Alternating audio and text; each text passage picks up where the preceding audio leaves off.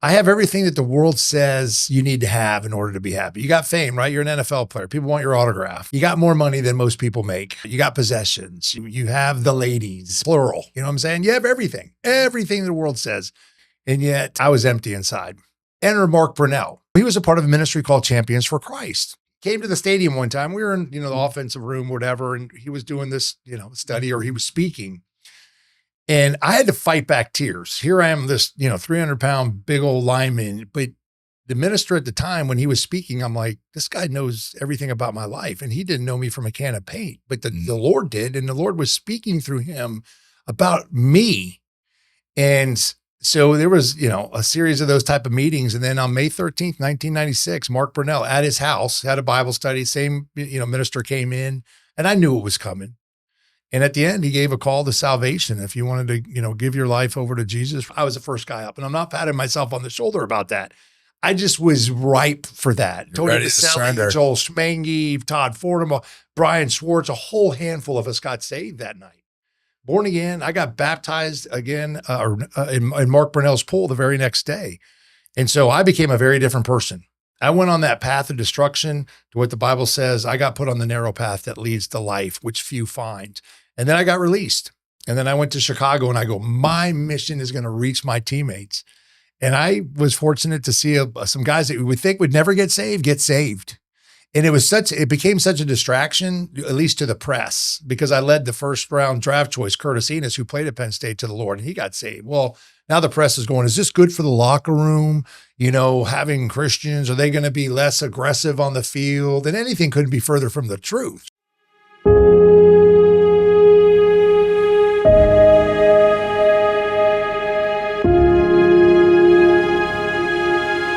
We're here at On the Rise. Man, I'm so excited. I have Greg Huntington here. And this guy's a Jacksonville legend. He's one of the guys who is responsible for our inauguration team, or to be on it, one of the first 10 players. That's correct. It was called the original 10, and both expansion teams, the Carolina Panthers and the Jacksonville Jaguars, could sign 10 street free agents. I was drafted by the Washington Redskins, made it my rookie year, played with them a year, then got hurt going into my second year. And I actually held myself out of the league in 1994 so I could sign with one of the expansion teams. And so I signed with Jacksonville December 15th, 1994. It's called the original 10. Then they had the expansion draft where they could get guys from other teams. And then the rookie draft, which included Tony Vaselli. And that made up our first team in 1995. Wow, that's incredible. And your coach was a legend, Tom Coughlin. Yeah, he was a legend. All right. Very difficult to play under, but I grew up in that old school methodology of coaching, so we were all used to it. But yeah, he was very difficult, very much a dictator. Wasn't so much a player's coach, where some guys do both, and they can be dictators, but also have a hybrid of being a player's coach. But he was fully in dictator mode. So to back up a little bit, your background too, is you played college ball for Joe Paterno at Penn State. What was he like in comparison to going to a Tom Coughlin? Yeah. So let me build up to my Penn State story. Cause I tell people I had two dreams growing up in life. I wanted to play football at Penn State for Coach Joe Paterno, and I wanted to play for the Pittsburgh Steelers. Why, you might ask? My dad went to Penn State. His dad, my grandfather, went to Penn State, and they were Steelers fans because everybody was a Steelers fan in the late 70s. Steelers, Dallas Cowboys. Yeah, Terry Bradshaw, Lynn Swann, Jack Lambert, Jack Ham, me and Joe Green, the list goes on. So I was raised on Penn State football and Steeler football. Born in New Jersey, but my dad took a job in Birmingham, Alabama when I was 6 years old. So I grew up in Alabama, but I was able to go to Penn State from 1988 to 1992. And then I was drafted by the Redskins.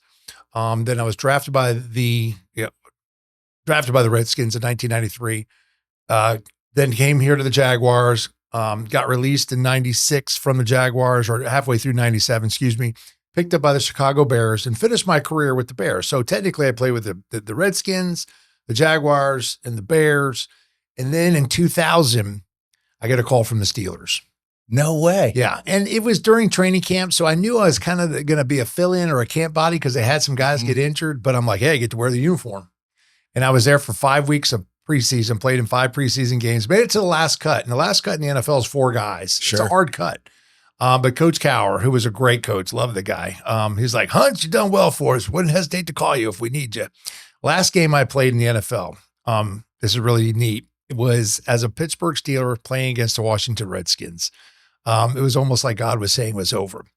But yes, going back to Penn State and Coach Paterno, Coach Paterno, he was very different than Tom Coughlin in the sense that he very much, ran practices and he would yell here and there at you at times. But he had something called the grand experiment. And his desire was that you were first going to be a good citizen in society. Second, you were going to be a good student. And then third, you'd be a good football player. If you weren't doing 1 and 2, you would never see the football field. And the graduation rate at Penn State for the football team was about 90%, which, you look at the SEC, it's like 24%. So now I think Penn State standards have gone down. Look at that little dig. But the point is that he emphasized life after football. Sure. And that was being a good citizen in society and using your academics for, a career after football. Wow, that's pretty cool. Were you pretty close with them? No, it's difficult to be close when you're a head coach like that. Sure. At any given time, you can have 100 to 125 guys on the team. I will say this. The only time you would spend time in Coach Paterno's office if you had done something wrong. Yeah. If you were doing everything that was required of you, then, you're all right. You were good. You're good to go. I would say that I played at a smaller 1AA school. It was nothing like high school where you're buddy with the head coach. You're one of those guys. It's such a business. And I could only imagine for you guys, like he's running, you got 118 to 22-year-olds. Yeah. You're answering to alumni. You're answering to press. You're answering to all these different people. It's you got to keep it tight. You got to delegate. Yeah, true. And it's only gotten worse. Mm-hmm. I mean, with, the name, image and likeness monies, the transfer portal. I mean, I think the transfer portal is worse than the name, image and likeness monies that these guys get. And, people, they always ask me, you go, hey, did you ever consider coaching? And the answer is no. Really? Emphatically no. And here's why. Because I'm not willing to put my family on the altar of sacrifice like a lot of these coaches do. It's true. In college, you got recruiting. I know. And I see the guys in the NFL. There's, some of those head coaches would sleep at the stadium and their family life is a train wreck. And I would never do that. Now I'll do a 2-day lineman camp for linemen, but I'm not going to throw myself into coaching. Sure. That was one thing I noticed. My dream was to be a college coach. Mm-hmm. And I remember watching these guys. First off, I played at that 1AA school where these guys were up and coming. Pat Narduzzi was our D-line coaches now at Pitt. There were some really good coaches on it, but they were young guys and they didn't make a lot of money.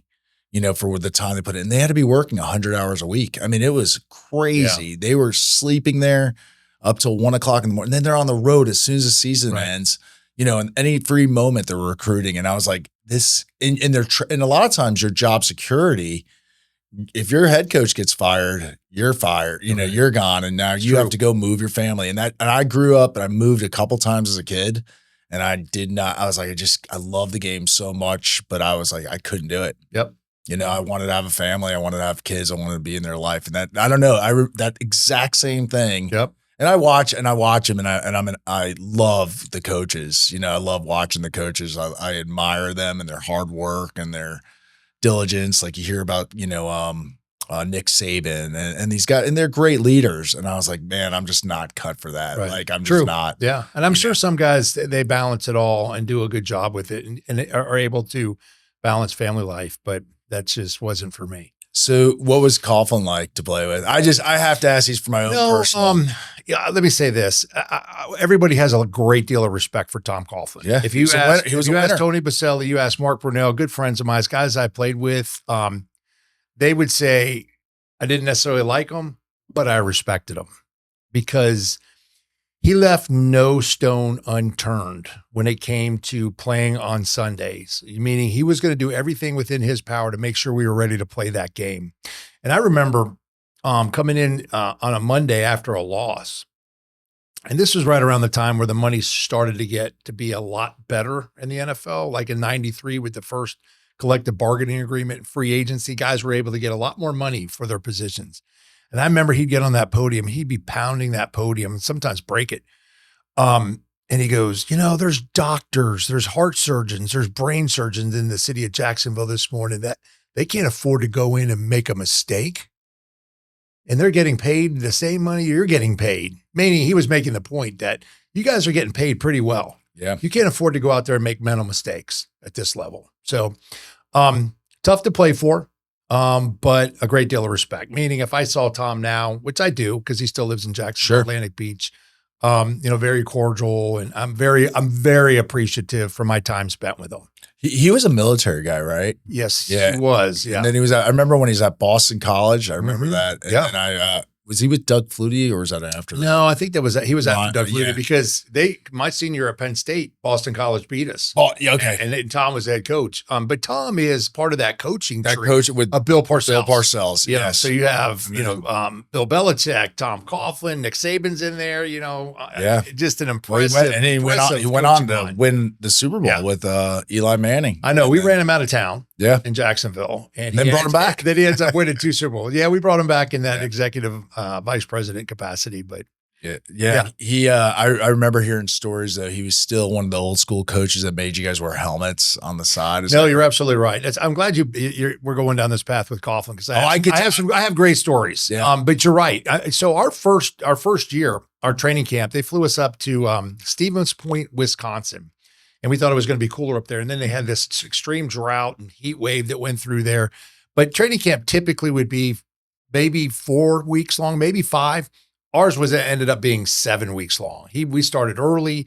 We would condition. We would do gassers and wear full pads.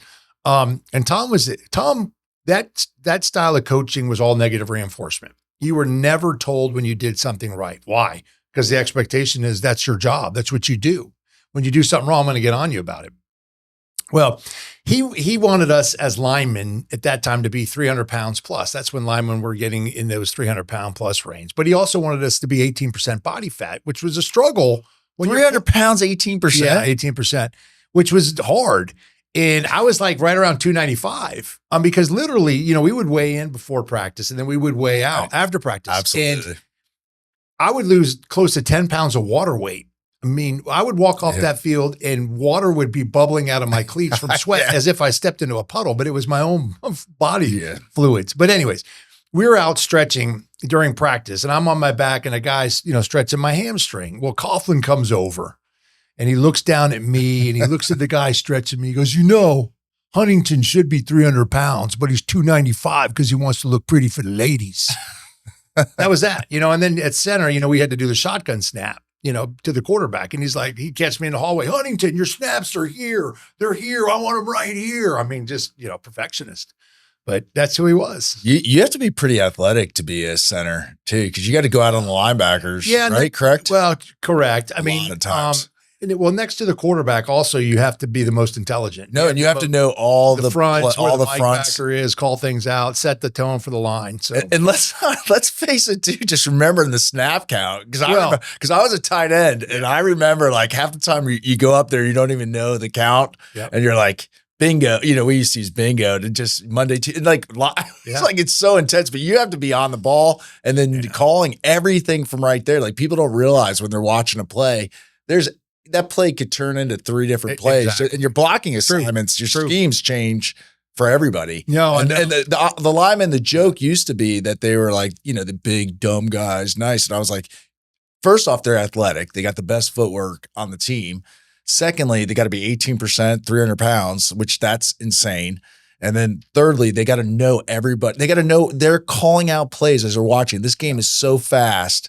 And you're trying to make your calls on the line to know your assignment. And every assignment might have 3 different things that go on it. Exactly. Yeah. Well, you being a former football player, so I have nightmares still about it, man. I mean, it's refreshing to talk to somebody that knows the game because a lot of times most people don't understand line play because they're watching the running backs and the quarterbacks and receivers and things like that. But it's funny that you mentioned that because you're right. As an offensive lineman, have a lot. You got to remember. You got to know your playbook. But then when you get to that line, those defensive line can move around, and you have to know how to block that play 3 or 4 different ways depending on the way in which the defense lines up. And at the last second, they can move. And I was just recently doing another type of podcast and talking about D linemen. I said, well, who talks the most trash? I said, we really don't talk a lot of trash because we got a lot going through our minds before the ball snap. There's so much going D on. linemen, they got like 2 or 3 brain cells, and they line up here and they go to gap A or go to gap B. They're the guys that talk. And the guys I played against, like John Randall or Warren Sapp, talked and chattered the whole game. All right. So who was the toughest guy? John Randall. John Randall? Yeah. So you give the nod over Sapp? I do. Absolutely. Really? Yeah. And, you could throw Reggie White in there but Reggie, for the most part, was a defensive end, but he would come down and play a 3 technique over the guard. Absolutely. Right? But your pure 3 techniques, like a Warren Sapp, but John Randall, he just had a high motor. We called him a ball of knives, meaning he would just come in there slashing, ripping, and, then he might bull rush you, but just would whistle effort, never give up.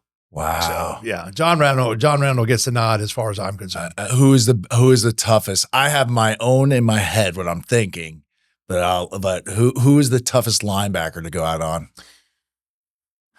That's probably a good question. I had to probably give that some thought. There was this one guy, and his last name was Stowe, I want to say it was, and he played for the Cardinals, and he just had the hardest head, and you almost those guys kill you. You're just like, oh, I got to go up to the next level and block this guy. Well, yeah. Well, did you play against Ray Lewis? That was who I was thinking. 'Cause I was thinking he's a middle linebacker. I played, I probably played against Ray Lewis at Penn State when we played against Miami, and Warren Sapp was there as well, maybe younger. I'm not sure. I'm not sure if I played against Ray Lewis at the NFL level. But high motor, high intensity. You probably played even in practice against Penn State. You probably had linebacker. You guys probably had some good linebackers even in practice. Yeah, I bet you. And you guys probably hit more back then. Golly, yeah. I mean, college practices, and then even in the NFL, I don't even recognize. It's like Club Med for these guys now.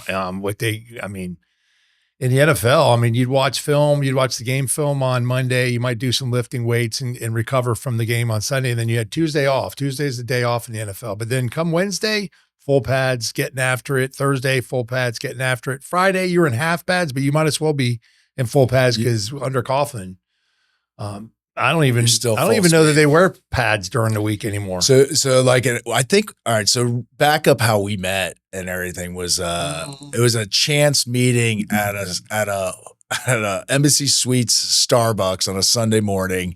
And I was wearing my Jags hat I was just getting a cup of coffee after a run on the beach. And, you said, hey, we did pretty good. And you had a Jag shirt and you got up, and how tall are you and what's your size? Well, I tell people I'm 6'4", although my combine height was 6'3 3/4", which I'm still bitter about to this day. I just round up and say I'm 6'1 and a half, and I say 6'2". And but you're a big guy and you're put together well. And you were asking me, you go, did you play sports? And I said, yeah, I played a little bit. And then I was like, you played for the Jags, didn't you? I was like, you're a Jags player. And then we just started talking, and we both have a lot in common with our faith in God. Yes. It was immediately just a chance meeting that just seemed really cool. And I mentioned that I was doing this podcast, and you're like, I'd love to be on one day and spread the word. Expand the kingdom is what you used. Yeah, and exactly. It was really neat. And there was other chance parts. But with that being said, one of the things I said to you, it's so funny. Like I was like, I almost like bowed down because I played at like a smaller college, and then hearing that you're at Penn State and then you're played 10 years. I always say, people think making the NFL, like they think if you play college that, you have a shot at the NFL. Like people are like, people have asked me, why didn't you play in the NFL? And I was like, it's not my decision. Yeah. Like and when you said the weight part, I always had to put on weight. I moved from wide receiver to tight end. I weighed at 235. At the beginning of camp, I weighed at 235. Yeah. I was struggling. I dropped 10 pounds just like you. I was always eating, trying to keep up the weight. And as the season went on, you were so sore all the time. And I walked around with a headache all year long, because we played when you hit helmet to helmet. Yeah. And the helmet quote unquote was a weapon. It was a weapon. It's a change game. Oh, it is a very change much game so. now, which is good for them. Yeah, that is good. But it was different for us. Very different. That hard-headed linebacker, I hated those guys because I'd go into fullback sets and I'd have to do ISOs with the linebacker. Oh, gosh, and it was just head-to-head. And I was smaller as a tight end, so I always jammed in my head into it. But like you getting drafted even. I say, and you made it, would you make it 10 years in the NFL? Well, I was drafted in 93 and I retired in 2000. In that 8-year period, I got 6 accredited seasons in the NFL, and that means you're on the roster for at least 8 games on the active roster. So, but there's a 52-man roster. Correct. That means that, just for anybody listening to this, that means basically there's a first string and a second string. And then that takes you to 42 players. Yeah. Now you got 10 players, which you're going to carry probably 3 quarterbacks. You're going to have a kicker, a punter, right? And then you're going to have a couple extra people for like DBs going to nickelback situations. Wide receivers always carry a couple extra. So like to make a team is so hard. And you go to 32. Is it 32 teams in the NFL? Correct. It's 1,600 players. I think if you do 52 times 32, somebody check my math, but I think it's 1,600 players at any given. Now you have practice rosters, but if you're going to classify yourself as on the active roster of 52 men, it's this many people for those watching. No, and this many people make it to the NFL. And you have 7 rounds, of the draft. I believe it's 7 rounds right now. And it's 7 rounds. But there's no graduation. Like if a guy wants to play 15 years and he's good enough, he keeps playing. Like in college, you could be up, but the guy's going to graduate. So you could have you have a shot every year of playing if you didn't play. Right. And you have a shot of getting beat out because you got kids coming in. But there's 100. We had 85-man roster at our team in college. A lot of college teams carried 100. Yeah. But it's just like people like ask that. I'm like, you don't know. There's some guy at every school that's like in Notre Dame that was like an All-American that you've never heard of. Yeah. Or that didn't make it. Or like I got to meet a tight end that went to Penn State, and then I knew him pretty well, Jesse James, who's like 6. I remember watching. And he's a tight end in NFL. He's 250, 255. 6'6", 6'7". I was like, you don't know. Like, I felt like Danny DeVito next to him. Yeah. And he was Arnold Schwarzenegger in Twins. I was like, we played the same. We're not even made of the same people. But anyway, I think it's like a really incredible that you made it. And then hearing like those battles that you have out with those guys. Right. And then surviving the mental of like the coaches and everything. It's a job. The one other thing I was going to ask, if you had this with it, I also remember, and my friends all talk about it, you live kind of just used to having anxiety all the time that you're going to get yelled at. There's something you did wrong, right? Or getting injured, well, that's true. But I think I'll give you for the anxiety. The anxiety was watching the game film. So let's that's another one. That's the biggest one. So, you may have 80 to 90 plays on offense, and you may give up a sack on one of those plays. It's in your head. You've done great on 88, but on play 89, you gave up a sack. You're just dreading where that comes out on the film. And you did. Every play, you just wanted to make sure you got your job done. A plus or minus. Yeah, execute. We had plus execution, plus assignment. Yeah. Like oh my God. I said it to my wife the other day. I was like, you don't realize this is it was every play was taped from behind, from the side. And you guys had even more, but even in practice, like the whole time you're like, you can remember the play you messed up. You got blown up on and you're like, oh gosh, my guys are going to be a bunch of crap about that. It's horrible. Horrible. And then in terms of injury, I think, and this is probably true of a lot of people, I always was concerned I'd end up with a compound fracture in my leg. When I played, there was a few guys that happened to while I was playing at Penn State, also in the NFL, and you're just like, ugh. Never happened though. But you unpacked a lot there in that segment. But you said our meeting was by chance, and I know it's easy to throw around, but I don't chalk up anything to chance. Yeah. I believe in divine providence. And even as I look over my NFL career, like I said, or my college career, I had those 2 dreams growing up in life, to play at Penn State and to play for the Pittsburgh Steelers. And I really believe God blessed me with the desires of my heart. Now, that may not be true for everybody that has those dreams, but I can see his providential hand throughout my lifetime while I was at Penn State and then while I was in the NFL. So when we met, I mean, I was there at an event for work and, we stayed the night. I wouldn't typically be there. And so for us to run into at the Starbucks there in the lobby, I'm like, this is a divine intervention, if you will, or bringing us together to do a podcast where you talk about people's faith, which is absolutely was extremely important. So, I always have that little saying, it's our job to know him and to make him known. And if I can make him known to somebody that's listening to this podcast, then great. I love it. Yeah. It was, for me though, it was a really, cool experience because I'm a football junkie that, when you said that I light up when I get a chance to talk about it. I love athletes. I love athletes' stories of faith too. Yeah.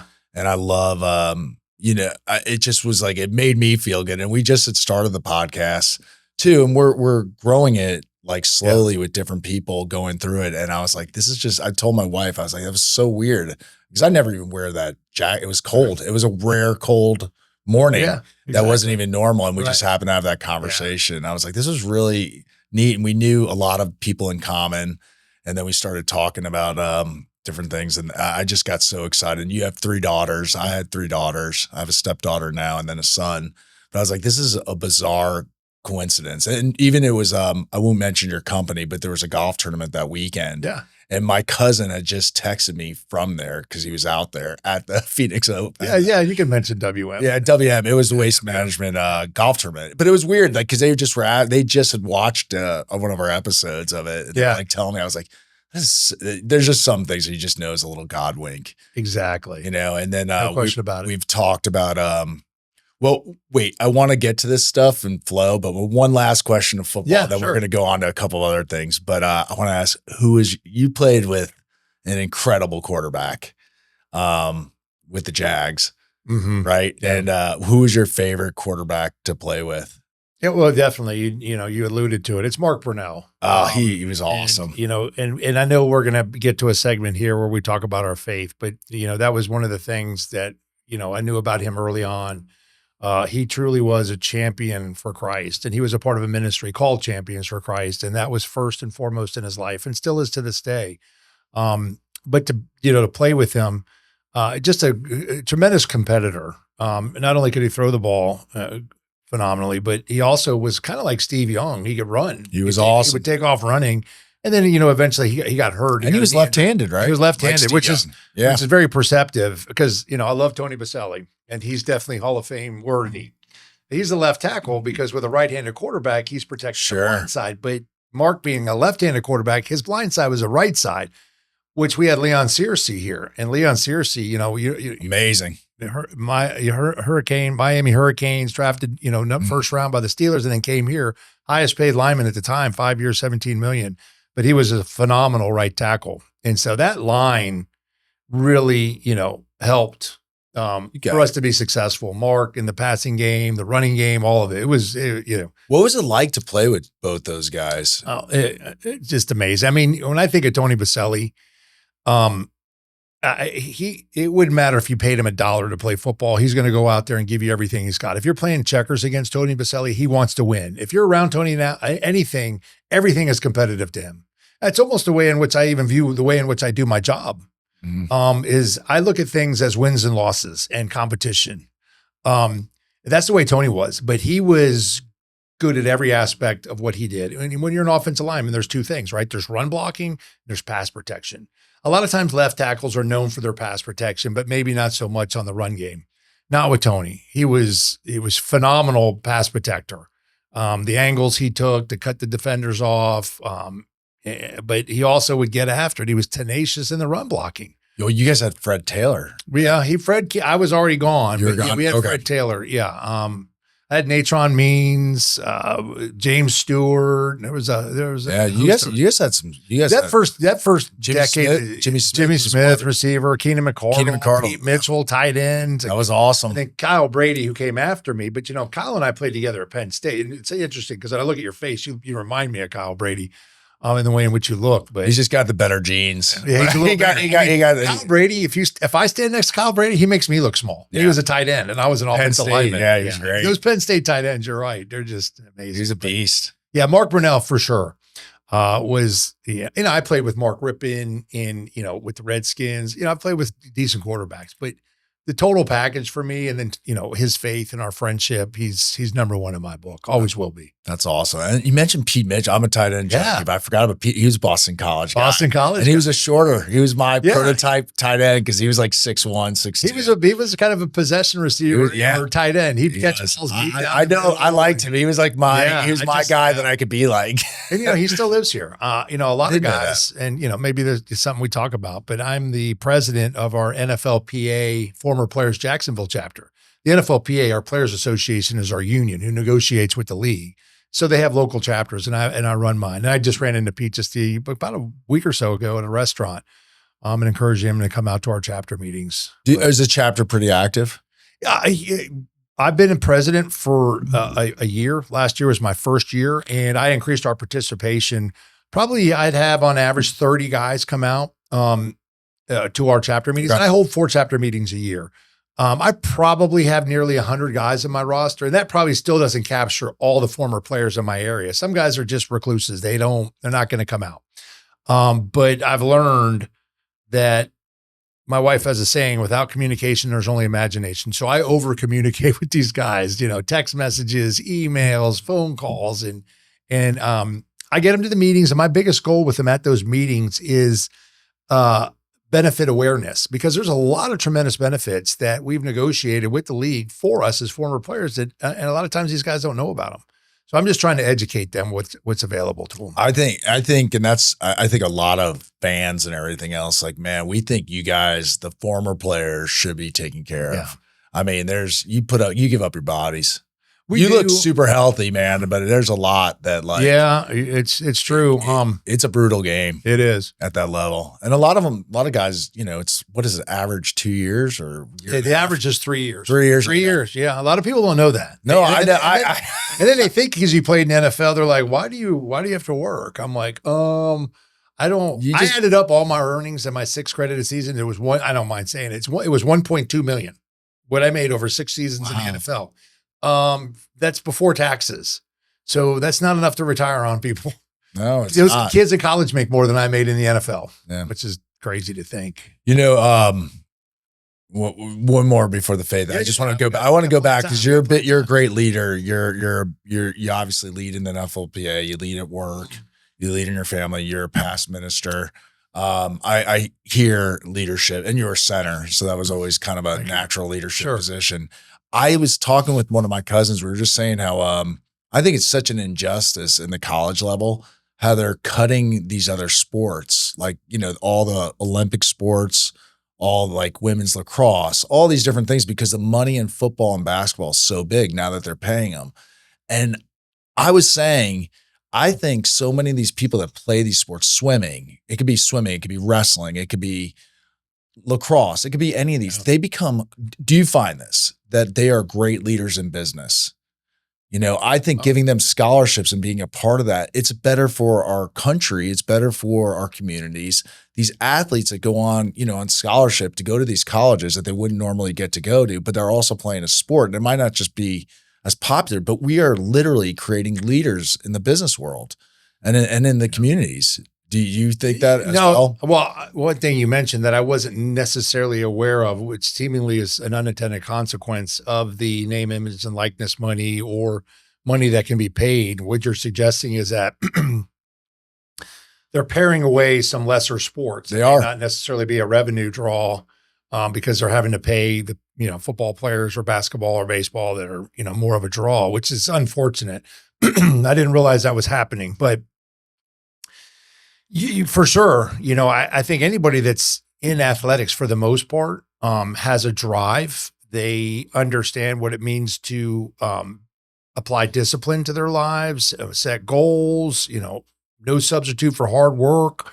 If you take the things in which you learned in athletics and applied in athletics, if you apply them into the business world, you're going to be successful. It's like I tell my boss, and again, I work for WM, AKA Waste Management. I said, she's one of the best bosses I've ever had. I go, look, I appreciate every penny you pay me. I really do. I go, but that's not why I do what I do. I do what I do is because I want to win. I want to win another contract. I want to beat our competitors. I want to steal something from somebody. It's all strategy, but it's the competitive side. But where did that come from? It's from my athlete. Now, that doesn't mean people that are non-athletes can't be tremendous business leaders, but I think you do have maybe a leg up. Yeah, no, I just think it's not an either or, it's an and. Yeah, like you could be a natural leader, but a lot of us learn our skills through that. Like, when I was in college and I did well in school, but most of my lessons in life that I still draw back on that were really life skills and in business and everything, the competitiveness, the not giving up, the being able to get my, when I take a loss, I can get myself back up. And, right. I remember things being I remember playing hurt. Yep. I remember going into the business world and I got really intense business world right after I got done. And I was like, well, they're not going to make me run a 40 or anything or yell at me or flip over a table. And it was like, it really was. I was like, I'm not going to get hurt. I just got to hurt my feelings. Big deal. Exactly. Like I could take this all day long. And waking up at 7, not being late, waking up if something happened the night before, but still getting there because of the on time, the anxiety part for me of like being like yelled at was a really good lesson. And the friendships, the leadership stuff and all that. I just think it's not an either or. I just think it's an and it's better I think it's better for businesses. So if it is private money doing it, I do think companies should go in there and maybe sponsor the colleges that are doing that stuff. Cause they're just saying the problem that happened, the colleges are now paying the players. Yeah. It's not just NIL. So that's what took it away. So I'm like, there should be something. Cause I think your great leaders, a lot of your great leaders do come from those areas. Yeah.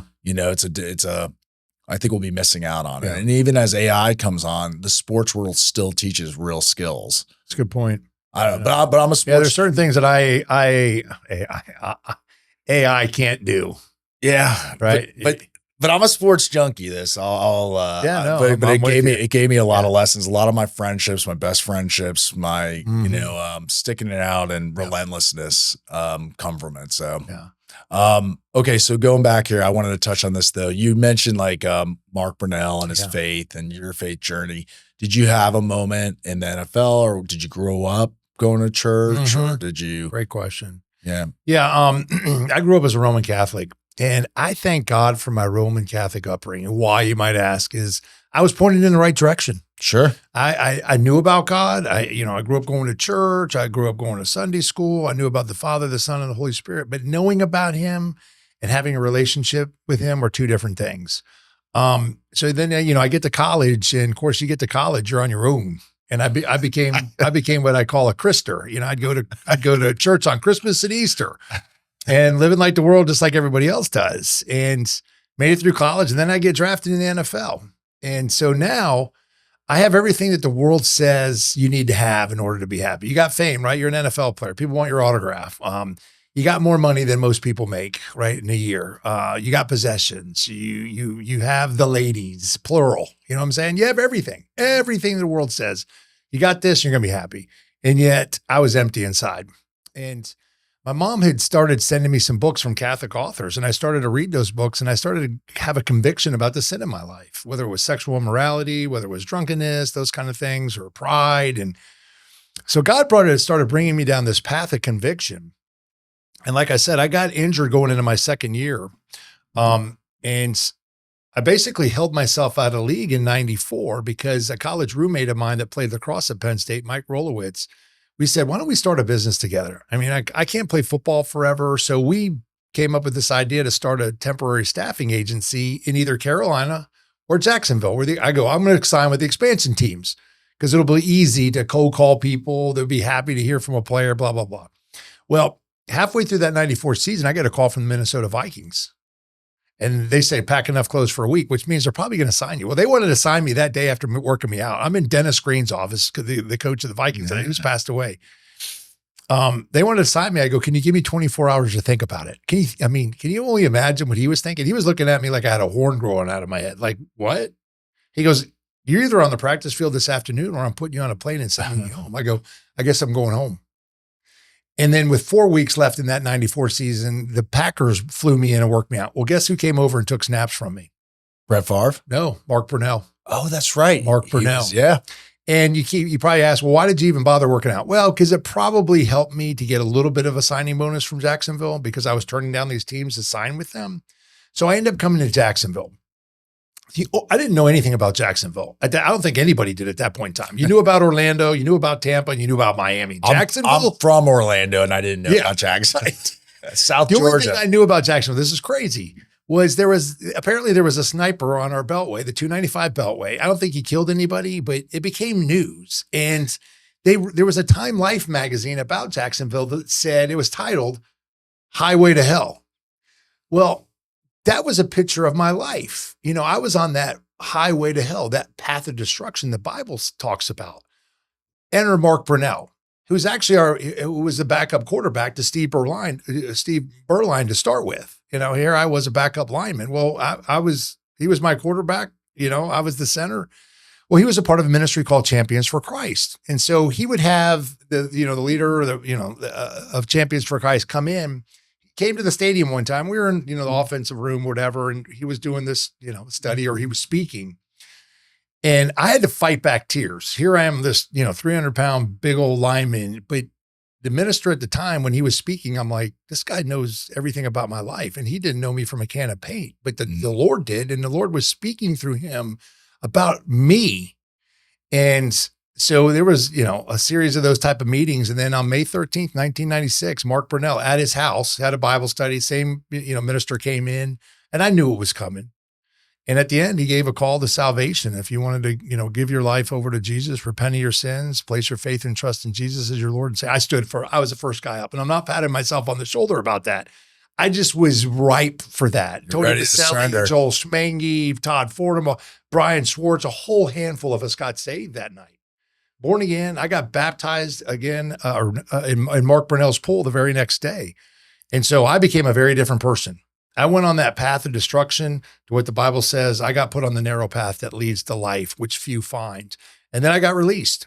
And then I went to Chicago, and I go, my mission is going to reach my teammates. And I was fortunate to see some guys that we would think would never get saved. And it became such a distraction, at least to the press, because I led the first round draft choice, Curtis Enos, who played at Penn State, to the Lord, and he got saved. Well, now the press is going, is this good for the locker room? Having Christians, are they going to be less aggressive on the field? And anything couldn't be further from the truth. Sure. I'm going to go out there and be the best football player I can be to glorify God. But I mean, I was on ESPN. I was in Sports Illustrated.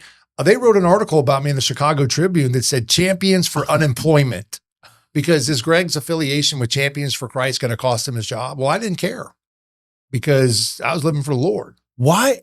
So like with Tebow, who's a local guy, and and that's legendary when he went to, I always think he got a bad rap. Some people say he wasn't a good quarterback. People know that different, in the NFL, but he won as a rookie with Denver. I know. And from what you know better than me, how hard it is to win in the NFL. Yeah. And seeing that the quarterback position, a lot of times there's not backup quarterbacks even available, but that he couldn't get on with another team. The Jets, New England, they said he was a distraction with this stuff. And all I've ever heard about him, and I've heard from people that actually know him because he's a St. Augustine guy, was that that played with him at Florida, played with him at different places, that he was one of the best teammates you could ever be. He was a leader. And he's a winner. But it wasn't even like they vilified him. Yeah. And I hear him talking, and this is when I was a Christer. Yeah. I was a Christer and a sinner, man. I was a Roman, I was a cat, but I was like 1 foot in, 1 foot out for most of my life. Yeah. And I was a Christer, but I'd still watch. I was like, what has he said that's so bad? And there was other people like going like, and some players that were just totally spewing conceitedness, cockiness, like really bad team things. And they're, just get a pass, but they were making out that he was I was like, what did he say that's so bad? That I didn't even hear him say anything. And he kind of, even his approach isn't really that obnoxious, like where people say Christians are not. He really just lives his life, and does his thing. And he seems like such a soft-spoken, but they made it out to be that he was this horrible person. And I think it's changed since then. Yeah. But well, I mean, I think there's nothing new underneath the sun. I mean, it's the age old issue, and that's that there's a worldly system and pattern that is diametrically opposed to the kingdom of heaven and the gospel. And so to your point, you could be doing all other kind of crazy stuff and nobody will even care about it. But you put John 3:16 on your eye black under your eye. Yeah. Oh, you can't wear that. Oh, okay. And so to me, it's just obvious. It's an offense to a worldly system that's totally against God's kingdom. Yeah, to see someone that's like going to show up on time, going to be a good team out, is not allowed to talk bad. Not allowed, but will choose not to talk bad about others is a distraction. Exactly. You're like, this is insane. When everybody in my world and like in the football worlds that I hung out with, when I play, like it's parties. Exactly. It's women cheating on your significant other or your wife or whatever else it is. And it's like all indulgence. And it's a lot of me things that like everybody on the team actually can't stand that. You know, that is shocking to me that that's like the distraction that they created. And that's weird that you were like really pinned. I didn't know that. I didn't know that. Yeah, you know, but I just, to me, it's the thing that matters most in this world. I mean, the Book of Lamentations says, life is but a breath compared to eternity. I mean, this life is nothing compared to what we're about to step into. And I always tell people we're living in eternity now, meaning the things in which we're doing in this life now on this earth is going to echo into eternity. Right. Mm-hmm. So I'm not going to wait till I step into the grave and into heaven to be about my Father's business. I'm going to be about the Father's business now on this earth. And like I said, it's just as simple. It's not rocket science. It really isn't. To make him known, to know him, to glorify him, and to make him known to others, and to share the simple truth of the gospel to others. Yeah, that's a really good point. I think the surrender, I think your life just gets, it's hard, but it's different. It doesn't mean it's easier. Nope. It actually gets a little bit more challenging. Correct. But you have a deep rooted faith. And we were talking about, and when I met you, I told you like I was actually going to something to do with like my sobriety and stuff like that. And, that like 7 years ago I had changed, I'd like surrendered. I'd surrendered, not by, I think God does two choices. You can get baptized by water or you can be a hardhead like me and your life is so miserable. You just have a choice that you just can't deal with it anymore. And you go, God, can I get help? I'll do whatever. And that was me. I had my knocking on the doors a couple times and didn't answer. It was lukewarm and stuff like that. I was truly blessed and been blessed. But like I had just a breaking point of just going, God, like help me, And little God winks, even like meeting you along the path, just were incredible. And nothing happened the way I would have intended it to. Mm-hmm. I thought it was like, I had these, what they call foxhole prayers and different things like, God, just let this deal work out, let this be all right. Let this, if I do this, will you just take care of this? I'll do whatever. It was like on my terms. And a lot of things but when I surrendered, I was like, your will, not mine. God, this is what I'm asking. But if there's something else that you want me to do, even if I have to suffer, I'm willing to go do it. And just that openness opened up so many different areas where you just met my wife, you met my son. I mean, I'm 50 right now and I got a 2-year-old son. I was a girl dad like you. It was not in my cards at all. I got my wife, my beautiful wife that I was like super honest with, who she brought me to church with her. And I never thought in the wildest dreams and that it would be that good. And my life's gotten more of an adventure to it. Yeah. I don't feel alone. Yeah. Is it hard? Yes, it is hard. There's certain things. It doesn't mean everything works out the way I want. I've had deaths in my family and everything else, and hardships with my own personal life and different heartaches, but it's like, it's all right. Yeah. Yeah. Well, you said a couple things there. God, because he loves us so much, he'll discipline us. And he'll let us get to the end of ourselves. I've even been there in my life at times, even post salvation, where, you start to kind of live life your own way. And God will bring you to the end of yourself. And then you realize, but he does so because he ultimately, because he loves you. And his desire is to use you. And, when I got saved, it was almost like a honeymoon phase with God. I mean, everything just was great and working out, but it doesn't always stay that way. It doesn't, because you're going to go through things that are going to be the basis for you to be able to help others. Because if you never went through anything that's challenging or difficult, then you're not going to be as effective in dealing with somebody that may be going through that same thing. So he's got me and he's got you exactly where he wants them. Yeah, it's true. I heard this the other day. I was reading it, and I do believe this, like, the God's a gentleman. We do have free will. Yeah, we do. And it's like, you can do it. And it doesn't mean he's teaching us a lesson or anything. Mm-hmm. Is you go on your own, you choose, you're on your own. It's your way. But his job is to take care of us, and our job is to go help our brothers and sisters on this planet. Yep.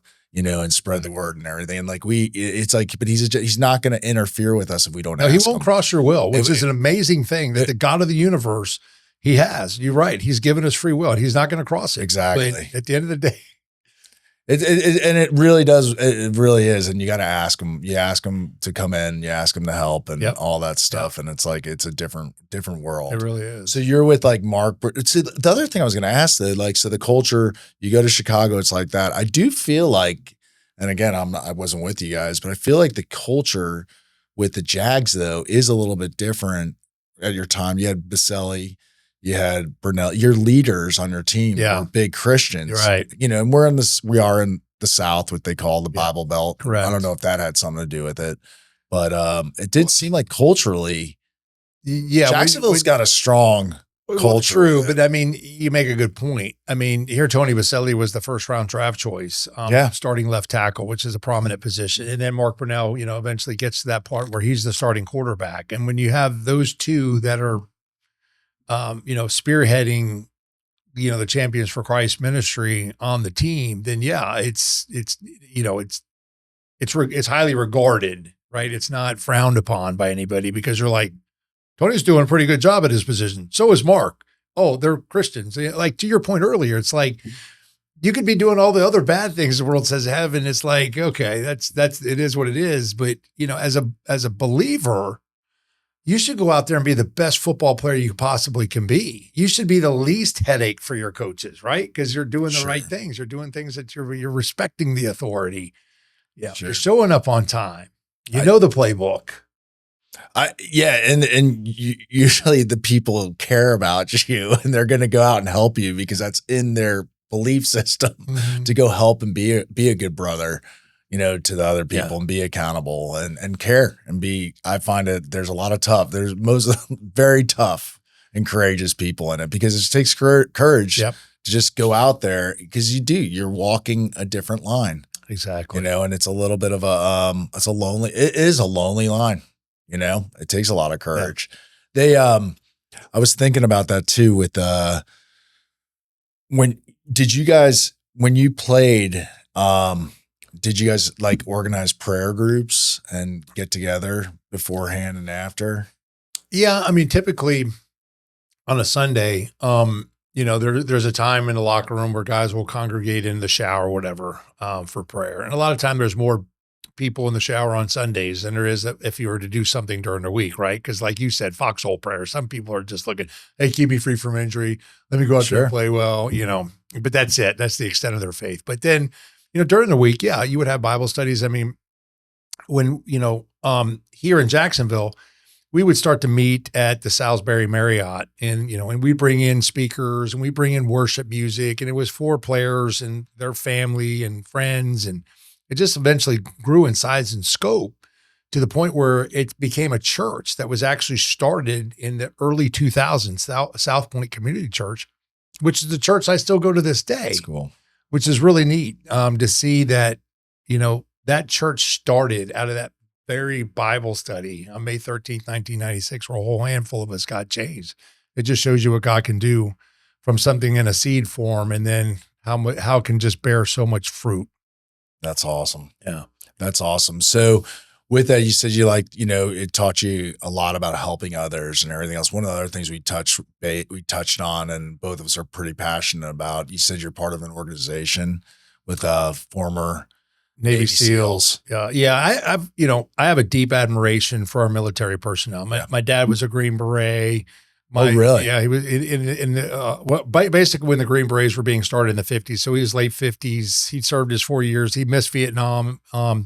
My grandfather, he was the youngest full bird colonel during World War II, headed up security detail for FDR. I had uncles that were in the Battle of the Bulge. And so I've always had a great deal of respect for our military personnel. So I was fortunate to meet Jimmy May back in 2015. I was out in San Diego for a work conference, and I had a friend that was a former Navy SEAL, and I said, "Hey, Jeff, is there any way I can get out to Coronado and see where the SEALs train or where they do the BUDS training, where that Silver Bell is?" And he goes, "Yeah, be ready in an hour." And he took me out there. Well, Jimmy May at the time was the XO, and he was heading up BUDS training, and I got to meet him. Well, Jimmy, at that time, he had been in 6 deployments as a Navy SEAL because he was going through BUDS training when 9/11 happened. So his entire career, he was on a war footing over in Afghanistan, Iraq. Well, he had received 3 Bronze Stars, 1 with Valor, Purple Heart. He got shot in a gun battle in Ramadi, Iraq. If the bullet had gone maybe a half inch deeper, he'd be dead. Lost some of his best friends on the battlefield in combat. And then he retires in a few years ago, like in 2022, and he had been in the SEAL teams at that point in time, 22 years. I'm at his retirement, and a week after he retires, one of his SEAL team friends committed suicide. And 4 months after he retired, 3 other guys, former SEALs, committed suicide. And he said, "Greg, these are the guys that wanted the most responsibility, wanted to take point, and here they are committing suicide." He goes, "I thought when I retired, I would be done saying goodbye to my buddies that I was losing in combat. Sure. Now I'm having to say goodbye to them when they're committing suicide." He goes, "I got to do something." So he started Beyond the Brotherhood. And if, those that are listening, they can go to beyondthebrotherhood.org. It helps these former SEALs transition from military life to civilian life. And they focus on 3 things. First, physical, take care of them physically, because the Navy just grinds these guys down to nothing. Right. Mm-hmm. I mean, even when they're gone 300 days out of the year training, it's not conducive for marriages. He's gone through 3 marriages. Yeah. I heard it's like 95% divorce rate. Yeah. He said it was actually 110%. I go like, well, how can it be more than 100? He goes, because guys get remarried and they get divorced. He's gone through 3, unfortunately. And so they're training, if they're not being deployed, and their bodies take a toll. My buddy Jimmy's had his hips replaced. Yeah. So they take care of the guys physically through, state-of-the-art kind of stuff, mentally. But one of the biggest things they do is they get them mentors in the business community. Like one of them, now that we're talking about it, Aaron Pena, he's a real estate agent down here, and he went through their program. They call them fellows that go through where they help them. And they get them mentors in the business community. And actually, one of Aaron's mentors was Kyle Bosworth, who played linebacker for the Jaguars. You probably know Kyle. Yeah. Great guy. And all the guys that they've taken into their programs, none of them committed suicide, right? So that's a good thing. So the program's working. They're a nonprofit, and so they're raising funds, and they do events throughout the year. Hey, come, hang out. We're going to shoot guns, drive cars, do stuff that SEALs do. And you got these former SEALs doing it. But they also participate in the March to Stop Suicide, or the Race to Stop Suicide that happens in Daytona in April. And so they go to the NASCAR track and they walk around the track for 98 minutes and 8 seconds, which takes like 2 laps around the track. And that 98.8 or 988 stands for the Suicide Prevention Hotline. So they draw awareness to that. And then they have a dinner on April 21st, and it's been my job to raise corporate sponsors for them, because all the money that's raised goes to their program of the fellows that they bring in to help them transition into civilian life. And I think 87 cents of every dollar they take in goes to the fellows. It goes to them. Goes to the fellows. That's great. I mean, they run a skeleton crew or staff, but to keep expenses low. So suicide is awful. Sure. In any scenario. But then I think a veteran suicide, just even at another level, makes me sick to my stomach, because these people sign on the dotted line. to serve our country, to protect our freedoms. Not everybody's in combat. You might be peeling potatoes on a ship. I don't care.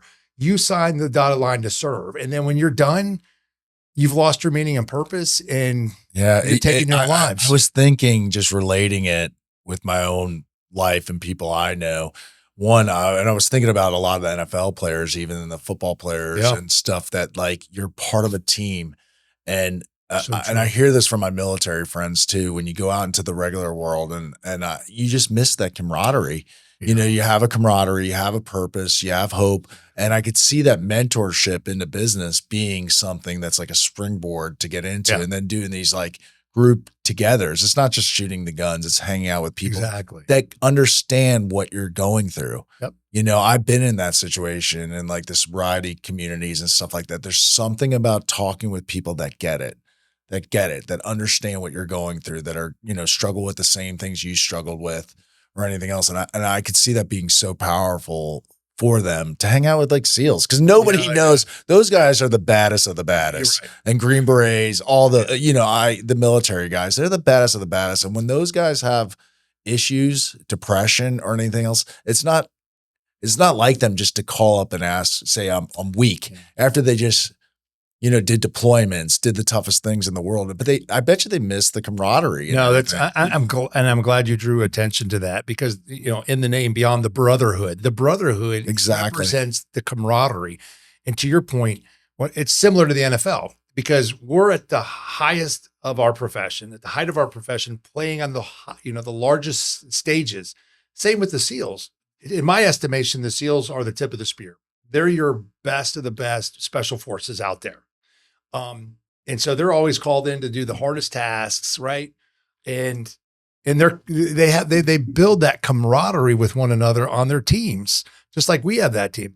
The difference from the NFL to the SEALs, we're not in combat. No, so their life. I'm not doing things exactly, or seeing the things, or going through the trauma from. But you do have head injuries. We do have head injuries. It's true. So the and I do think both. This is just my philosophy. This is my own, in our conversation, saying the similarities of people that struggle with that, like athlete. Like, part of being great at a sport is building up your ego and having an ego, because you had to face things to go through that. Yeah. That if you didn't believe in yourself and go, you would have stopped. And to be around guys, be competitive. There is an ego where it's good, or it is good. And that's, you know, part of, you know, the will to drive. The Navy SEAL guys, they're doing something that's so elite and everything. And then you go into the regular world and you got backstabbing in business. You know it as well as I do. You got your neighbor complaining about a plan. It's boring probably too. You got like all this boredom that like, it's gotta be like, just like, what is my purpose, man? You know, I mean, it's a very common thing. Even the guys that were the astronauts when they went to the moon, I think 3 of them killed themselves or died. There's some story about that stuff, because it's like they already did it and they did all that stuff. It's like, this is regular life. You know, and it's probably disheartening. We're I don't know. I think you hit the nail right on the head. It's exactly what it is. I love that you guys are doing that. And the suicide part I've dealt with. And I think for like younger people, we talked about like why I'm even doing this show. And it's like, I don't know. You see people that are disheartened. You hear about the younger men right now. And I hear about this and I still find it so hard to believe, because even my worst times at those age, it was a lot of fun and wild, because you're a kid, because you're young, you know, and it's like these kids are losing hope and not wanting to go to get drive because of the, you know, they're addicted to porn. They don't think they're going to be able to get a wife. They don't think they're going to be able to meet somebody. They hear in the news that AI is taking their jobs. They can't pay for how, you know, it's all just bombarded on them. And a lot of it's falsehood. You're right. I think we live in a great time. I love this time of life. And, but I do think like the mental wear and tear of like being alone and isolated, you're like, what is this? I don't have purpose or hope. I guess I should say. When I heard that, you know, and I have suicide that hit my family, you know, and, it's terrible, but I've also been in those low points. So I have a lot of compassion for it. Like I had a huge, huge loss when I was 32 years old, where I thought my world was going to fall apart. And I was at the beach looking out at the ocean going, I think I'm done. You know, I think I'm done, because myself, I didn't think I was worth it. And I had 2 young kids, about to have a third. And I was like, I don't think I'm good enough for them. Yeah. You know, it was like a shame because of money and different things like Right. that. And then I messed up and then I blew it and the shame and guilt and all that. And I just think it is just such an important thing that you're doing, and especially for these guys that gave up their lives for our country so that we could be sitting here, Exactly. you know, meeting at Starbucks. I know. You know, I mean, like my brutal day was going for a run and it was actually a cold day and I jumped in the ocean, but that's but they're doing that every day, man. That's their training at Coronado for, 5 hours a day in the sand and everything else. Yeah. It's crazy. You know, you mentioned, we just obviously had the Winter Olympics and our hockey teams, both the women and men. It was awesome. You know, and they were interviewing, I don't know which one specifically. And the first thing out of his mouth, he goes, I want to thank our military for allowing us to play this sport. That's what he said. And I'm it was incredible, man. It's so profound because it's true. Yeah, I'm such a wimp with it. I mean, not a wimp, but like I tear up a lot now. It's really weird. Like That's I good. go, It means you're tender. and I like those guys and Jack Hughes when he scored the goal. Like my first sports memory of my life was my dad and my uncles screaming in the living room when 1980 Olympics. I was 4 years old, and and I remember it clear as day. And not knowing the times and how the times were with like kind of hopelessness and different things, and watching these guys do it. It just was like in the pro-America part of it too, that these guys, it was just incredible, you know, and it's not the same situation. It's USA versus Canada and everything else. Yeah. But I just love that, you know, that, and I love their humbleness and them guys saying thank you and all that. And the women's hockey too was incredible. I know. There's nothing like sports to bring a community together. You know, you can have your political divides and all those kind of things, but the one thing that can usually can bring us together is sports and an athletic win at that level. And there's stories behind it with the faith, the comebacks, the inner struggle, like some of the skiers that the girl from Italy, she had just injured her leg 11 months ago and was like, you know, ACL is a major knee injury. And then she won both. Wow. She won 2 goals and stuff like that struggle. I just love those stories of the people that keep going. I do too. You know, and that's what I do find with even having salvation, you know, and God and stuff, that he will take the worst of us and use us and redeem us. Yeah, exactly. You know, and they all are. And the one other thing I was saying, I was sitting there thinking about how they put athletes on. The one danger of for me was even like talking about my love of God and love of Jesus and all that stuff is like the fall from grace when you make a mistake. But all these people are human. I heard Tebow on an interview. This is not a Tebow plug, but Tebow on an interview. And he said, I used to feel I'd walk in the Florida Gator walk and I'd see this, a guy would have a jersey on and say, Tebow, and my ego would get so big. And then a mom would say, my kid loves you. He's your one favorite player because you're a Christian and everything. And he'd feel so low because he's like, if they knew what my thoughts were and some of my deeds are, they would think I was the biggest loser. I'm not worthy of this. And he said, we're always just human. You know, the humans will let us down. Exactly. You know, and we'll let us down because we're human, man. Well, you know, and that's deep because we really are 3 parts. We're a spirit being that's become a new creation in Christ, right? That's perfect. That can't get any better and can't get any worse. But we also have a soul, which is our mind, our will, and our emotions, and we have a physical body. And that soul needs to go through the process of sanctification. But this side of heaven will never be the perfection of who Christ was. That's our goal, and that's what we work towards. But I mean, I can have little moments. I can have a fight with the wife and do things, and I'm like, oh gosh, and just. But like, you know, and thank God for grace. Yes, you know, and thank God, like as I'm learning, like I started reading more of the Bible, and really was my first thing of learning about the disciples and stuff. And I look at like even the rough times, like COVID and everything, it brought a lot of people closer to God. You went one way or the other, and but the disciples, I started learning. I was like, oh man, they were mess ups. These guys were this. There's nobody in the Bible that was perfect at all. David committed adultery and had the Bathsheba's wife murdered. But I always thought there was like a perfection, right or wrong. And then if you weren't doing great, I wanted nothing. I was like, I'm going to shield everything then because I'm already done. Yeah, exactly. You know? And I think that's just a beautiful thing. It's another beautiful story of life. Yep. You know, and using the different people that went through things. And you hit on something I just think is so not talked about was that when you go through challenges or you made a mistake, you are the perfect person to then help others to go through the same. Yeah, I've gone through things after being saved that I never thought I would go through. Yeah. And a lot of those were because of my own bad choices. And if I could go back in time and do it differently, I would. But the reality of it is I can't go back in time. So God had to teach me a lesson through those and how I got through on the other side with him. So now when I see somebody like that, because it's funny, when I first got saved, I was gung ho, as you could tell. I mean, I was just on point, but I was kind of pharisaical, meaning like when people would fall into sin, I'm like, come on, you got to be able to do, I don't understand why you can't do better. And then, fast forward, a number of years of my life, and then I find myself in similar situations. And I go, oh yeah, wow. Yeah, I need to be able to extend God's grace and mercy because he does it. The Bible says his mercies are available to us every day, his tender mercies. And Lord, I know he knows I need those mercies and I need his grace. I need his power and what he's already done for me.